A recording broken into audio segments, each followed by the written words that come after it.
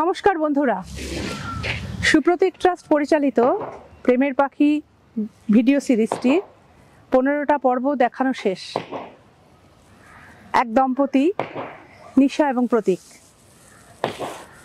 Japan এবং ভারতের প্রেক্ষাপটে দুই নরনারীর জীবনের নানা ওঠাপড়া, সম্পর্কের টানাপোড়েন,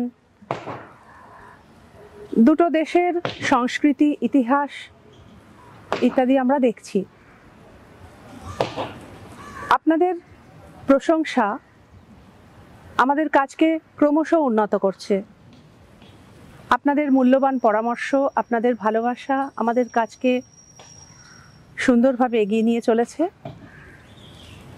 এই ভিডিও সিরিজটি দেখে অনেক বন্ধু তাদের মূল্যবান মতামত জানিয়েছেন যে 2-3 মিনিটেই গল্প শেষ হয়ে যাচ্ছে, তাদের মনে হচ্ছে গল্প আরও কিছুক্ষণ চললে ভালো হতো।